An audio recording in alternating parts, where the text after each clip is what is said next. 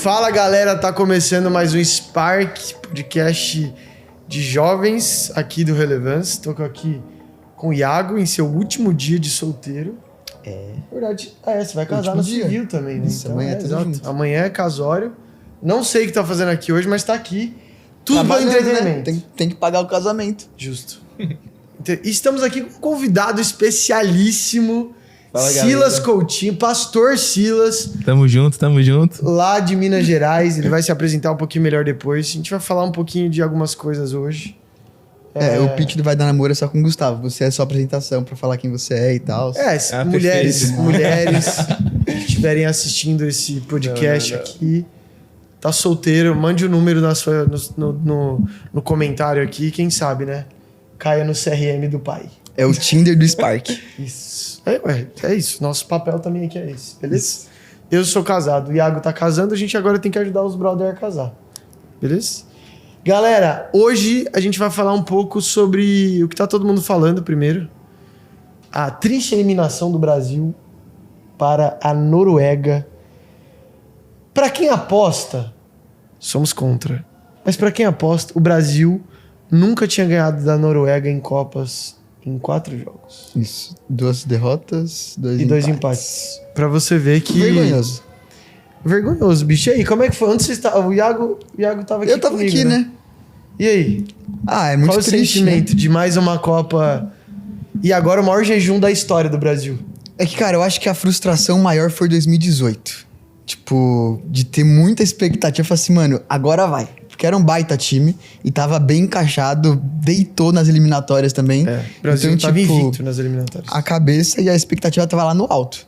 Agora essa, tipo, por mais que a gente ficou com expectativa, principalmente depois de toda a mobilização por conta do Neymar, se Neymar ia, se não ia e tudo mais. Ancelotti, né? Deu uma expectativa também com o Ancelotti.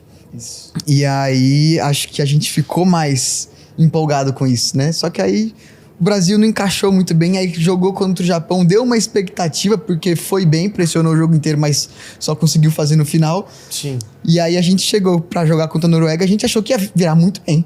E aí a gente começou o jogo, começou bem e tudo mais.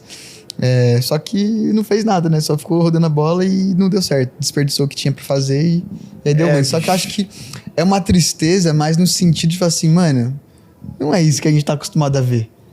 Né? Tipo, e fica mais uma chateação por ver a falta de vontade, né? Não sei se foi a estratégia que eles queriam e tudo mais. E até vi o pessoal falando sobre a questão do Neymar e do Neymar tretando e tal, mas pelo menos ele ficou com vontade de jogar, tá ligado? Enquanto, sei lá, o pessoal ficava na marcação andando de um lado pro outro, campo, né? sabe? Trotando. Então, tipo, se é pra ficar andando o jogo inteiro, deixa o Neymar. Ou nós. Isso a gente pode fazer. ser, exato. Mas acho que é mais essa chateação de uma decepção. Falei assim, caramba, mano, eu esperava muito mais da seleção. Sabe, a gente não tinha certeza de que poderia chegar lá, realmente bater de frente. Tinha medo de bater de frente com a Argentina, com a Inglaterra e tudo mais. A gente só não esperava cair pra Noruega, né? Isso que dói, né? Mas é mais uma decepção de falar assim, cara, esperava mais. E você, Silão, como é que tava lá em Minas Gerais? Tava top, cara. Tava muito bom. A gente assistiu o jogo na igreja. Boa. E tava todo mundo com Mas muita não é pecado expectativa. assistir jogo na igreja? Que isso, cara. Agora acabou a discussão. Acabou o Brasil, né? Ninguém liga mais. Mas, tipo, foi muito bom. Foi muito bom. Mas acho que essa palavra resume bastante, né? Faltou um pouco mais de vontade na galera, sabe? Então, você via que o pessoal tava andando de qualquer forma, fazendo um corpo mole ali, né? Durante o jogo. Então, isso, querendo ou não, pra gente que tá assistindo, passa uma certa indignação, sabe? Então a vontade que dá é de você fazer igual aquelas IAs, né? Entrar dentro da televisão e tentar resolver a situação. Perfeito. Porque realmente, na hora que você vê que tem ali um determinado jogador que não tá fazendo o seu potencial máximo, que é o que a gente vê, talvez, eles fazendo ali em outros times, né? Com outras camisas, e eles não fazendo isso pra nossa camisa, cara, pra nossa seleção, pro nosso time, realmente dá muita indignação, muita revolta, né? Então, mas foi um resultado que eu julgo já ser esperado. Só não pensei que fosse tão rápido assim, né? Mas eu já estava esperando por isso e eu acho que o sentimento é inferior mesmo ao que a gente sentiu antes, sabe? Antes a gente se emocionou, chorou e tal, mas agora a gente meio que aceitou. Tipo assim, é o que tem pra esse Aprendeu a perder mais do que ganhar agora, né? Isso. Então, eu tava pensando assim, porque a pergunta é, você teve culto depois? Não.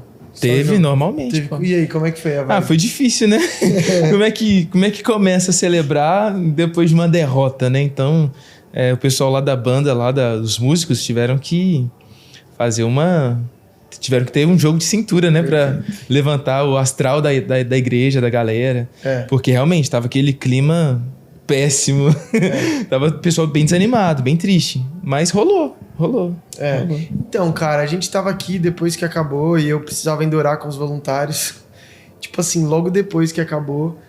E eu tava tipo assim, como é que a gente vai animar essa galera assim, pós-derrota? Porque, assim, é inevitável quão legal é uma Copa, né? Porque o Brasil não tem guerra. Então a gente, tipo, não se une. Na eleição é, tipo, treta. É a guerra, de verdade. Time de futebol, cada um tem o seu. Então, é o nosso desastre natural. É uma guerra também. E a Copa é, tipo, o único lugar, assim, hoje no Brasil que tá todo mundo junto, pelo mesmo objetivo. Então, os primos que brigavam, para de brigar, se abraçam na hora do gol. O tio nem bêbado... Nem no Natal faz isso. Nem no Natal. O tio bêbado tá lá com a família, que não para em pé, tá lá assistindo o jogo com a família. Então, assim, rola uma unidade até. Vou ter a audácia de usar esse termo aqui. Unidade que a gente não vê hora nenhuma, né? Então, quando vem o não também, é um baque. Mas eu tava pensando, como é que eu vou animar? O que eu falo e tal? Aí, tipo, beleza. Aqueles jargões meio óbvios, né? Brasil perdeu, mas Jesus venceu. E era domingo de ceia ainda. Você é do time de Jesus. Isso. Aquelas velhas da igreja que dá bala. Fala, eu sou, que time você torce? Tia, sou do time de Jesus. E aí, cara, no meio da oração, eu me lembrei da história de Davi com o filho de Betseba, né? Do quanto que ele fez antes da morte, né? No processo de doença, orou, clamou, questionou a Deus, fez tudo, e depois que houve a consumação da morte, ali ele faz um banquete, ele se recompõe, e aí, mesmo diante da indagação das pessoas, ele fica meio tipo, tá, mas o que eu posso fazer agora? Então eu, no meio da oração, fiquei pensando, claro que não é sobre o jogo, mas eu fiquei pensando, às vezes a gente tem um não na nossa vida, às vezes da parte de Deus, às vezes de questões, seja uma porta de emprego fechada, seja um término de um relacionamento, e a gente fica, às vezes, por muito tempo processando tudo que a gente poderia ter feito diferente. A gente analisa, daí vem, mas se o Neymar tivesse começado no jogo, ele bateria aquele pênalti no começo do jogo e a gente teria ganho. Só que, tipo assim, não aconteceu. Só que a gente pensa mais nas 1 milhão de variáveis possíveis depois dos nãos do que em como reconstruir um futuro baseado nisso, assim. Então a gente fica se martirizando, e daí eu fiquei pensando, cara, o primeiro insight que me veio ali no meio da oração com os voluntários foi isso, assim. O quanto que a gente precisa aprender a lidar com os nãos. E, tipo, se organizar para próximas etapas. Claro, a gente não tá tirando o ponto de refletir, de chorar, de se alegrar, mas é até uma brincadeira, assim, na segunda-feira a gente tava aqui no escritório falando das teorias, 1 milhão de teorias, daí a Carmen virou pra gente e falou assim, pô, vocês ainda estão falando disso? Falei, Carmen, os próximos 4 anos é só disso. É só o quanto que o Bruno Guimarães vacilou em ter perdido o pênalti, se o Neymar tivesse entrado, se o Casemiro tivesse marcado, se fulano tivesse sido convocado. E às vezes a gente passa, né, tanto tempo assim, no não, que poderia ter sido feito diferente, e a gente esquece que a gente também tem que viver. Existe uma reconstrução agora a ser feita, né? E esse papo não é sobre futebol. Perfeito. Pô, perfeito demais. E aí, o que vocês têm a dizer sobre? Fala aí, pastor. Falei muito. Então, no domingo, cara, eu tinha um texto para pregar, eu tinha uma palavra para poder usar na igreja, mas aconteceu o que aconteceu com o Brasil, né? E, diferentemente do que o Davi falou a respeito de saber lidar com os nãos e ficar se martirizando com isso, eu percebi uma outra coisa. Isso me fez pregar Mais leve. Para um outro caminho. Eu fui para um outro caminho. Porque eu percebi o quanto aquele ambiente é uma pregação que todo mundo já está ciente disso, né? Mas eu percebi o quanto aquele ambiente mexeu com a gente de certa forma, né? E como que a gente se adapta a partir desses ambientes que nós frequentamos, né? Então, por exemplo, tava todo mundo ali conectado, com muita alegria, ali nos primeiros minutos de jogo, todo mundo acreditando, várias oportunidades perdidas, mas todo mundo ali torcendo e tal. Mas na hora que a gente tomou o primeiro gol, todo mundo ficou arrasado e esse sentimento foi compartilhado, sabe? Então, existem ambientes que a gente frequenta, que a gente vai, né? E a gente percebe que a nossa posição muda, né? A nossa forma de falar muda. Por exemplo, no hospital, você não vai sair gritando dentro do hospital, entende? Então, tudo muda, o nosso comportamento, a nossa vestimenta, tudo muda. E eu preguei sobre um texto, cara, que fala sobre Jesus curando um cego, que ele tira o cego do meio do povoado. Fora, né? Na verdade, ele cospe ali na cara do cego. Na cara do cego, a minha tradução falava que cuspiu na cara do cara. E aí falou assim... Se fosse hoje em dia... Você tá louco. O Iago Martins estava fazendo vídeo, os caras todos teólogos, tava assim, que absurdo. Sei lá. Mas aí cura o cego, né? Mas só que eu creio que Jesus, ele não faz nada... Deus não faz nada de forma incompleta, entende? Então, quando ele cura aquele cego, a gente percebe que a visão não foi restaurada completa. Ainda estava parcialmente, estava enxergando as pessoas de forma parcial. Sim. Mas só que a questão é que eu percebo que isso se dá até mesmo pela influência do ambiente que ele estava, entende? Por ainda haver nele resíduos, né? Resquícios do ambiente antigo, entende? Das dúvidas, das limitações, porque por mais que aquelas pessoas daquela cidade tivessem levado ele até Jesus, que esse foi um dos pontos também da pregação, né? Foi o próprio pessoal que levou ele para Jesus para ser curado, mas Jesus, depois que cura aquele cego, fala assim, olha, você não vai voltar para cá, você não pode fazer mais parte desse ambiente que você estava antes. Então, quando eu preguei no domingo, e usando um pouco o assunto da Copa, foi justamente isso. Sobre nós não voltarmos nesses lugares que você falou, de questionamento, de rejeição, de limitações, sabe? Às vezes Deus ele está nos tirando de certos ambientes, nos tirando de certos lugares, e aí ele pergunta, olha, você está conseguindo enxergar com clareza? Aí você fala assim, olha, eu estou enxergando pessoas como árvore, eu não estou enxergando muito claro ainda. Mas só que para muitas pessoas isso já está ótimo. Porque tem gente que vira e fala assim, melhor não mexer muito não, porque se mexer demais... Estraga, não é o que o pessoal fala. Então tem muita gente que... tá ganhando não se mexe. Não se mexe. Então tem muita galera, e eu falo pela minha igreja local, né? Que o pessoal começa a ver Deus fazendo, começa a ver o mover de Deus ali, mas só que ainda não está completo, mas o pessoal se contenta com isso. Assim, não, já tá bom demais, sabe? Ou então volta pro povoado, né? O que o Paulo vai dizer, olha, não se submetam novamente ao jugo de escravidão, né? Então, às vezes a gente insiste em voltar em certos lugares, certos ambientes, onde Deus tá falando, olha, avança, cara, vai pra frente, deixa o que passou. Complementar, né? Eu pensei um pouco no eu e você no nós, do tipo assim, às vezes a gente fica preso nos lugares emocionais, e também o quanto que o ambiente afeta a gente não seguir adiante, né? Te limita, né? Te limita de alguma forma. Então, a lição de agora, então, é pra gente repensar os tipos de ambiente com quem a gente tá andando. E quantas vezes que a gente fica preso em lugares e não percebe isso porque as pessoas à nossa volta estão, na verdade, puxando a nossa média para trás. Isso não é um papo de coach, mas a gente também tem que... Às vezes rola, o Iago pode falar melhor, a gente acha que é super-herói demais e achar, não, eu vou mudar todo o ambiente que tá à minha volta. E aí, aí esquece. Você não consegue controlar nem sua barriga, cara. Isso. Nem quando você tá com fome, você tá ligado? Não pode nem pro mercado com fome. Exato. Nem quando tá de jejum, não consegue continuar o jejum, bicho. Isso.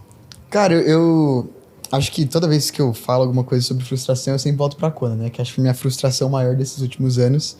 E vou falar de novo, não lembro o que eu falei da última vez, mas vou repetir um pouquinho. Beleza, tem gente que não sabe. Isso, pra você que chegou agora. Jesus, cara. Isso aí. Mas quando eu tava lá, tava num momento muito gostoso, vivendo um período muito especial na minha vida, assim. E aí, juntando um pouco do que você falou sobre ser, tipo, um super-herói, de ser o cara, tipo assim, caraca, vou mudar a situação aqui e tudo mais.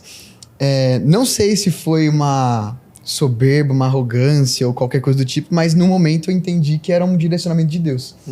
Que não era pra eu fazer nada a mais do que me pedisse no período prático. Pra eu dar espaço para as pessoas fazerem. Né? Então, tipo, eu não saía dando palavra, eu não saía querendo orar pelas pessoas, mas, tipo, se me chamasse, eu ia junto, eu ajudava. Então, eu me coloquei numa posição mais de suporte. Respeitar o ambiente. De respeitar ali. E também porque muitas das pessoas que estavam ali, eu acho que talvez metade do meu time tinha se convertido no primeiro dia da escola. Tá ligado? Então, muito tipo, bom. e eu era o mais A velho. escola missionária, na verdade, que não sabe é pra converter a galera. Exatamente. Se você quer se converter, vai pra os cara. Mas pode ser também. Mas, tipo, eu era o mais velho do meu time, mais velho que os meus líderes e tudo mais. Então, tipo, era uma realidade onde, ao meu ver, eu já era mais maduro que todo mundo ali. Né? Então, tipo, tinha um lado negativo, que eu tava me colocando numa posição que eu achava que eu era o cara e não precisava aprender. Mas também tinha um outro lado que eu tava, tipo assim, dando espaço. Mas coloquei isso só como parêntese, no sentido de que eu queria crescer mais, sabe? Eu queria viver algo mais especial, algo mais profundo com Deus. Eu comecei a querer fazer a escola de Bíblia. E aí eu comecei a orar e perguntar pra Deus o que era pra eu fazer e tal. E, quer dizer, nem perguntei, eu só apliquei lá, tentei fazer as coisas, depois descobri que precisava de visto. Aí fui lá correr atrás do visto. E aí eu falei assim, Deus, se não der certo, eu vou entender como um não. Quanto tempo era? Tinha, acho que... Calma, o quê? Não, tipo a escola a mais, né? Que você tinha ficado... Eu tinha ficado já 5 meses, 5 meses. E aí depois eu iria ficar mais 3 meses pra escola de Bíblia. Perfeito. Que aí seria pra ler a Bíblia inteira em 3 meses e tudo mais, aprender várias coisas. E aí eu falei isso pra Deus, falei assim, Deus, não tinha vindo perguntar, mas coloca nas tuas mãos. Se é pra eu ficar, que dê certo. Senão eu vou entender como um não. E aí, no dia da viagem, de voltar para os Estados Unidos, faltava, sei lá, umas 5 horas para pegar o voo. E aí tinha aberto uma entrevista para 2 horas antes do voo. Falei assim, putz, aí lascou, né? E aí eu fui orar e tal. Falei assim, Deus, não sei, eu entendo isso como não, porque eu acho que é imprudente da minha parte, né? E aí... Sábio. E aí eu fui orar. E aí eu perguntei, o que é pra fazer então? E aí Deus me falou que era pra eu voltar pro Brasil, encerrar os meus ciclos e que o ano seguinte seria um tempo de coisas novas. E aí eu voltei cheio de fé pra base, tipo, super empolgado, muito feliz. Eu acho que a melhor semana que eu vivi nesse período da Jocum foi a última semana. Porque, tipo, não sei, eu voltei alegre, talvez, tipo, aquela sensação, tipo assim, caraca, missão cumprida, ou ficou uma parada mais de começar a estar com o coração um pouco mais aberto, sem expectativa, sabe? Só aproveitando o momento, enfim. E aí, na hora que chegou o momento de voltar, de sair da base, ia bater o baque. Falei assim, putz, não vou ficar aqui. E aí, tipo, eu comecei a tentar pensar o que eu poderia fazer. Fui tentar falar com os caras lá se não podia ficar na escola, porque eu precisava do visto pra pegar o diploma. Eu falei assim, eu não preciso de diploma, só quero aula. Isso aí, só quero sabe? aprender, só tudo bem. E aí, tipo, não dava certo, enfim. E aí eu comecei a, tipo, ter minhas crises de ansiedade, de começar a ficar ansioso, apreensivo, e ficar naquela sensação, tipo, tô meio perdido, não sei o que fazer. Só que, na verdade, eu já tinha recebido um não de Deus, sabe? Já tinha tido um direcionamento, mas eu continuei batendo ali na tecla, tentando, sei lá, ou me convencer, ou convencer Deus, tentar achar um jeito pra ficar lá, e não deu certo. Tava querendo tirar água da pedra, igual Moisés. Isso, exatamente. E aí, acho que nesses últimos... Não, acho que nesse último ano eu já fiquei mais tranquilo, mas até o ano passado, talvez eu tava muito mais remoendo, tipo assim, e se eu tivesse ficado? Sabe? E se eu tivesse ficado? Será que eu teria me tornado o homem de Deus que eu achei que ia ser? Sim. E o pessoal ia me reconhecer, eu ia virar um pregador pras nações, ia sair pra conferências e tudo mais. Porque eu fui pra lá com a expectativa de que eu ia ser encontrado. As visões da Raven, né? Isso, sabe? Tipo, eu ia chegar lá, eu ia, mano, deitar lá na escola, tá ligado? Tipo, ia ver milagre, ia fazer as paradas acontecer. E as caras falavam assim, nossa, quero você novo Billy Graham tá aqui. Isso. Exato. E aí, claro, tipo, não eram coisas assim, mas, tipo, ficava esse desejo, assim, de querer ser alguém grande, ou enfim. Só que O Neymar dos altares. Isso, só que o Neymar dos altares não deu certo, né? Mas... Aí, tipo, aí quando chegou essa frustração, aí fica esses e sis. Sabe, e se eu tivesse ficado? E se eu não tivesse voltado? E se? E aí começa a criar uma bola de neve que você não consegue sair, né? E aí é doido, porque de fato a gente tem que voltar para um lugar onde a gente vai ouvir a voz de Deus para encontrar nele um descanso, né? E aí eu tava pensando agora, enquanto vocês estavam falando, e lembrando de um momento que eu tive lá na base, acho que foi tipo no penúltimo dia, acho que foi no último culto que teve lá, que aí eu tava perguntando pra Deus pra me dar um direcionamento, me dar clareza e tudo mais. E aí eu tive uma visão de um homem subindo uma montanha bem alto e indo de encontro a Deus. E aí Deus falou comigo que era Moisés e tudo mais. Isso, legendário. Era tipo isso. Era o legendário número 1. Isso. Mas que era Moisés indo em direção ao monte para se encontrar com Deus. E aí veio uma frase muito forte no meu coração que foi tipo, melhor que ter uma direção de Deus é tê-lo como direção. Perfeito. E aí eu comecei a pensar pássaro na mão bastante que dois voando.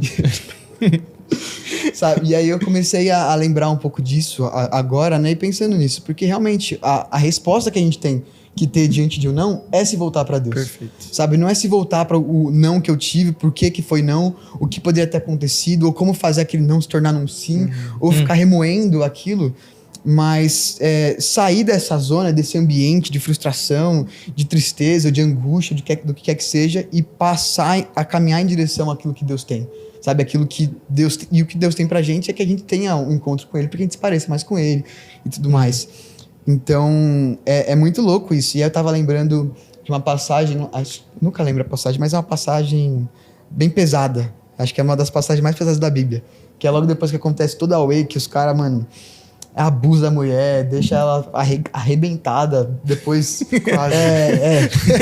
aí eles cortam ela, tipo, em 12 pedaços, mandam um pedaço pra cada tribo, mano, loucura, coisa absurda. E aí logo depois disso, eu tava procurando essa palavra, eles quartejaram ela. E aí eles se reúnem, tipo, acho que era Israel contra Judá, ou Judá contra Israel, agora eu não lembro certinho, ou alguma coisa assim. E aí eles se reúnem pra entender o que eles iam fazer pra atacar o povo, né? E aí eles procuram a Deus e eles perguntam, Deus, a gente deve atacar esse povo? Como que vai ser? Quem deve ir primeiro?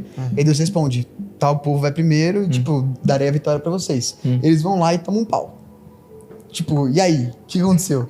Aí eles vão de novo pra falar com Deus e perguntar, Deus, e aí? O que a gente faz? É pra ir? Aí Deus fala assim, pode ir, que certamente vocês sairão vitoriosos. Aí eles vão lá e de novo eles tomam um pau.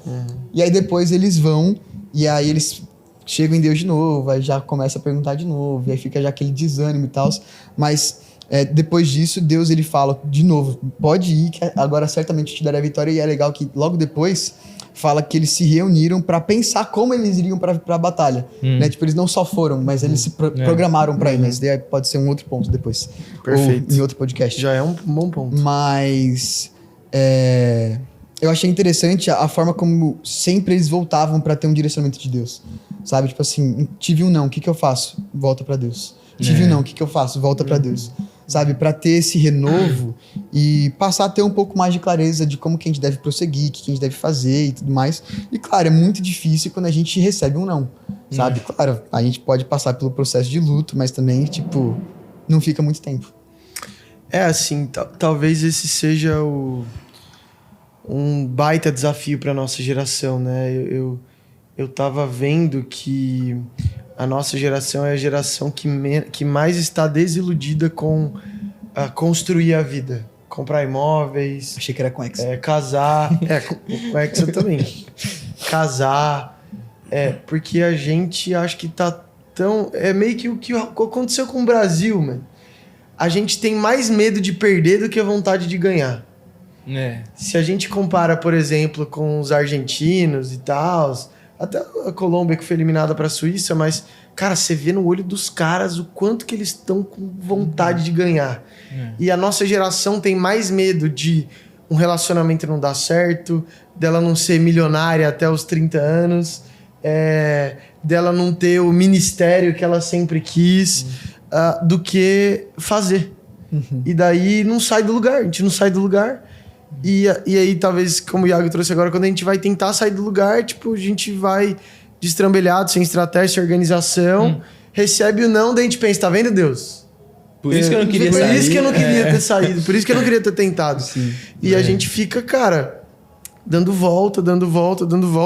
E esse podcast é pra essa geração, pra nós todos que a gente tá aqui, porque é desafiador. Não pense que aí você fala assim, pô, Davi, mas pra você é mais fácil, você é casado, você já resolveu o rolê. Pô, você trabalha, já resolveu o rolê. Você é pai, já...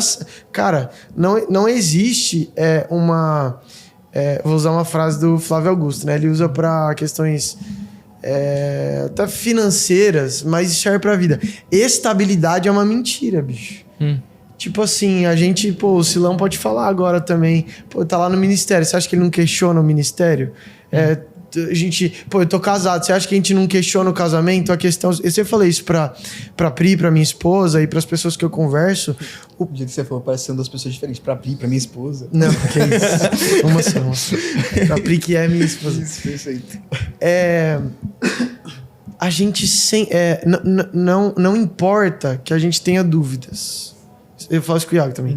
O importante é que a gente tenha respostas. Tipo, em Deus, né? E às vezes a gente fica assim, mas então eu tenho questionamento se essa é a minha igreja. Eu tenho questionamento se esse é o relacionamento. Tudo bem, tá tudo bem. Quem nunca casou e não fica... Será que se eu não tivesse casado com a minha esposa, como seria a minha vida? De vez em quando isso passa na minha cabeça. Isso não significa que eu não tenha respostas do quanto que eu amo a minha esposa. E toda vez que a gente pensa, né, mundos paralelos e tal, igual o Iago falou, eu dou graças a Deus, tipo, da decisão que eu tomei. E eu olho pro presente e falo, eu acho que eu não estaria aqui. Literalmente aqui eu não estaria no Relevância, eu não estaria casado, não estaria com os trabalhos que eu tenho, se não fosse pela minha esposa. Então, tipo, você vai vendo que os teus questionamentos, tendo respostas, eles se tornam um combustível ainda mais saudável e maduro para que a gente possa continuar. E aí, enfim, queria que o Silão falasse um pouquinho também pra gente finalizar até disso, Silão. Pra quem, cara, tem vontade de viver o ministério integral, dos desafios que e aproveitando esse ambiente aqui, se você pensa em desistir... Cara, só todo dia. Brincadeira. E como é que é a realidade do dia a dia? Porque às vezes as pessoas, a gente tende a pintar, né, o modelo ideal na nossa cabeça de que a gente vai ser milionário como pastor rápido e a gente vai casar e ter 7 filhos, todos trilíngues e a gente vai pregar nas nações no dia seguinte e, enfim, a nossa igreja vai estar bombando. Enfim, queria que você contasse um pouco da tua experiência. Cara, a minha experiência é uma experiência muito comum, entende? Então, o que eu posso dizer? Realmente, quando eu vim para São Paulo, com meus 18 anos, para fazer o seminário, eu vim com todas essas expectativas, né? De ser um pastor de conferências, de jovens, de não sei o quê, vou acontecer. Mas depois de um tempo, você vai ajustando a sua rota, né? Eu estava conversando mais cedo com o Marçal, ele falou algo muito interessante. Ele falou o seguinte, olha, 2 aviões saem para o mesmo lugar, mas um sai com 1 grau de diferença. Aí na hora que vai chegar lá no destino, que eu não sei qual que é, depois vocês perguntam pro pastor de vocês, mas um vai chegar no destino e o outro vai chegar num país totalmente nada a ver. Então, nos primeiros quilômetros, aquele pequeno grau ali não fez tanta diferença, mas lá na frente, no final, vai fazer uma diferença gigantesca. Muito então, para quem está começando no ministério, é entender que sempre você vai precisar fazer pequenos ajustes. Essa é a verdade. Você não vai simplesmente sair e deixar no automático e falar o seguinte, olha, eu vou chegar lá e é isso mesmo. Não, cara. Sempre você vai precisar fazer algum ajuste. É uma santificação a mais, um jejum, uma oração, voltar às vezes algumas coisas, entende? Então, eu fui aprendendo isso, né? Fiquei 4 anos como pastor de jovens e agora eu tô como pastor... titular, né, que fala, né, sênior, principal. Que é isso? Principal, e eu percebi o quanto eu precisei ajustar, ainda preciso, cara, até hoje, preciso ajustar muitas coisas, porque é necessário que isso aconteça, mas o principal é você amar o que você faz, cara, entende? Você realmente amar a comunidade que você está, a igreja que você está, sabe?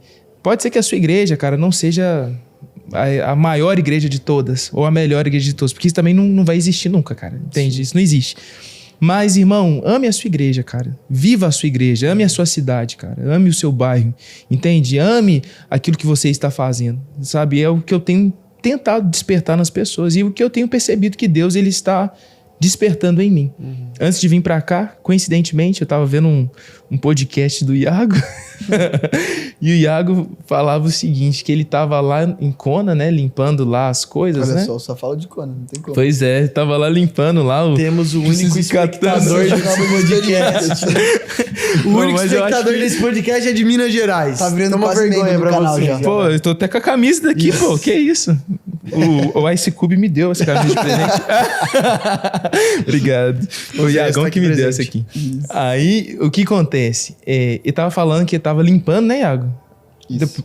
Depois você fala melhor, né? Ele tava limpando lá, e aí ele começou a catar folha por folha, alguma coisa assim. E Deus falou pra ele assim, olha, eu quero que você seja minucioso, né? No que você tá fazendo e tal. E na semana passada, eu tava limpando a igreja, né? Assim, foi um ano muito difícil pra mim, né? Os meninos sabem, o último ano foi bem desafiador. E eu tava limpando a igreja, organizando as coisas da igreja, e eu orando a Deus, falando assim, Deus, faz acontecer, faz virar e tal. E aí eu comecei a perceber que eu tava dando atenção a algumas coisas que a maioria das pessoas que estavam ali limpando no mutirão não tava dando atenção, né? E Deus falou exatamente a mesma coisa. Eu me lembrei disso quando eu assisti o vídeo do Iago, sabe? Ele falou assim, olha, eu quero ser minucioso naquilo que eu vou fazer na sua vida, naquilo que eu vou fazer na sua igreja, sabe? E ser minucioso é o que Deus espera que nós sejamos com Ele e é o que Ele quer ser com a gente. Gente, a verdade é que não existe coisas que Deus não se importe. Não existe áreas da nossa vida que Deus não se importe. A gente canta a música lá, né? Entra na minha casa, Mas você canta a música Entra na minha casa fechando todas as portas, as janelas, as frestas e falando, escondendo tudo. Entende? Mas, cara, ele é minucioso. Ele quer organizar tudo dentro de nós, sabe? Ele quer limpar tudo dentro de nós. Então, cara, assim... Pra fechar minha fala mesmo, que eu tô falando pra caramba, mas... Não, você tá aqui pra isso. Eu falei com um líder lá da igreja. Eu falei assim, cara, isso é o que Deus espera de mim. Também com as coisas dele. Eu sei que o que ele fez pra mim, na minha vida, foi completo, cara. O que Deus fez por mim, irmão, não tem comparação. Ninguém poderia fazer. Entende? Ele me enxergou num lugar que ninguém dava valor nenhum. Entende? Então, eu sei a obra que ele fez na minha vida e eu sei que foi completa. Ele não precisa fazer mais nada, sabe? Mas isso não me impede de virar... Isso não me possibilita virar para Deus hoje e falar assim, Deus, ó, o Senhor já fez tudo, então, a partir de agora eu não quero mais nada. Lógico que não. Todo dia a gente precisa da graça dele, sabe? Todo dia a gente precisa do amor dele, a gente precisa do favor dele, né? Então, todo dia a gente recebe isso, mesmo não merecendo. Então, como que eu posso receber isso todos os dias e não fazer o mesmo, não corresponder? Entende? Então, assim, meu conselho para o pastor que está começando agora, priorize os seus pequenos ajustes todos os dias, seu devocional, sua leitura, sua santidade, sabe? E principalmente, cara, ame a Jesus, ame a sua igreja, ame o que você faz, sabe? Que você nunca olhe para si e fale o seguinte, olha, pastor, mas eu já fiz demais. Não, mas eu já fiz tanta coisa. Imagina, eu não posso virar para Deus e falar assim, Deus, não precisa fazer mais nada na minha vida então não, porque o Senhor já fez tudo?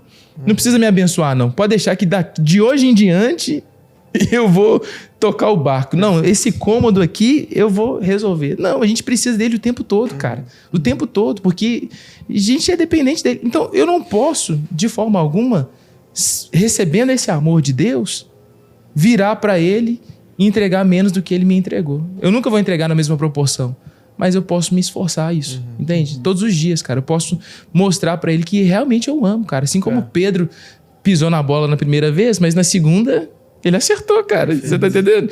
Então, eu quero acertar, cara. E como é bom saber que Deus, ele sempre nos dá inúmeras segundas chances para conseguir acertar de verdade. Você falou algo que eu achei muito interessante sobre a questão que você tava varrendo e tal. Você falou assim, Deus faz virar, faz dar certo e tal. E eu fiquei lembrando de um momento que eu tava na terapia falando sobre dar certo e tudo mais. E chegou, mas o que dá certo? E aí, tipo, a gente para pensar, porque às vezes a gente tá querendo alguma coisa que a gente nem sabe o que é. Exato. Sabe, pô, queria que a minha igreja bombasse, mas bombasse o quê? Sabe, queria que a minha amizade fosse pra tal lugar, queria que minha vida desse certo. Mas o que é sua vida dar certo? Tá ligado? Pô, queria que minha família desse certo, queria que meu casamento desse certo, sabe? O que é dar certo? O que é bombar? O que é, sabe? Às vezes a gente começa a querer tantas coisas que a gente nem sabe o que a gente quer. Sabe, tipo, às vezes a gente quer que a nossa igreja cresça, mas o que seria esse crescer? E pra Sabe? quê? Exato. Sabe? E aí leva um ponto que a gente tava até no último Ember, que o Dandan falou muito sobre contentamento, né? E acho que é isso, sabe? A gente precisa aprender a se contentar mais. Né? Porque a gente só vai conseguir aprender a lidar bem com não quando a gente estiver contente com aquilo que a gente tem. Sabe? Porque se eu tô contente com aquilo que eu tenho, se eu tenho sim, bom. Se eu tenho não, bom. É isso. Sabe? Aquilo que Paulo fala, aprendi a viver com pouco, com muito. Sabe? Tipo, a graça nos basta e tudo mais. Então, tipo, eu acho que nos falta um pouquinho disso, assim. Cara, me coloco muito nessa posição, porque, mano, tem muitas vezes que a gente começa a querer tantas coisas e realmente, tipo, a gente nem sabe pra onde a gente quer ir, às vezes. Exato. Com essa lição, nós encerramos o nosso podcast hoje com uma reflexão, cara, muito legal, assim. A primeira coisa, a coisa mais central é essa que o Silas falou. Cara, Deus sempre nos dá novas oportunidades. Amém. E isso é valioso pra gente, isso ajuda a gente a viver menos ansioso. Claro, é uma dicotomia, uma dualidade a gente falar. Ao mesmo tempo, viva a sua vida como se Jesus fosse voltar hoje, para que você não desperdice nada, mas saiba também que um não significa toda a nossa história. É um momento difícil, um desafio, não resume toda a nossa história, né? Pelo contrário. Então, nosso objetivo, como o Silas falou aqui, é pequenos ajustes, indo dia após dia. Primeiro, não convocar mais o Casemiro. Depois a gente procura um outro lateral direito, entendeu? Pequenos ajustes para que quando a gente chegue em 2030 o Hexa venha. Isso. É isso? Ter alguns erros não significa que não deu certo. Exatamente. E mantenha o amor, irmão. É isso aí. Seja apaixonado. Porque se também ficou... Gente, na moral, se for ficar trotando também no campo, não dá, não. É isso. Entendeu? Senão nós vamos te tirar. Faz com vontade. Faz com vontade, pô. Então, irmão, se você tá na sua igreja, irmão, ama a sua igreja, irmão. Você tá entendendo? Assim, gente, pelo amor de Deus... Os caras andando ali, com o corpo mole. Pode isso, aí, Cicubi? Claro que não pode, pô. Não, pô. Então, assim, pequenos ajustes, tudo mais, glória a Deus. Mas, irmão, queira também, irmão. Você tem que querer. O cego... Essa é uma história. Você tem que querer, pô. Ninja. Ninja. Uma boa frase pra todo mundo que tá assistindo esse podcast. Ninguém vai querer e nem fazer por você aquilo que é seu. Assuma os seus BOs. Esse é o Spark. Se vê mês que vem, galera. Até mais. Obrigado, Silas. Valeu, Iagão da Tamo casa. junto. Silas também da casa. Qualquer dia ele aparece aqui de novo, talvez pro Hexa de 2030. Pô? Não, só... É muito tempo, né? Muito Tem que tempo, voltar antes. Mas eu já tô profetizando o Hexa de 2030. Essa é a parte que vocês mais desprezaram, mas tudo bem. Que o mais importante é ele. Olha só que fofo. Não, estaremos em breve, É isso aí. Deus abençoe, Valeu. galera. É nóis.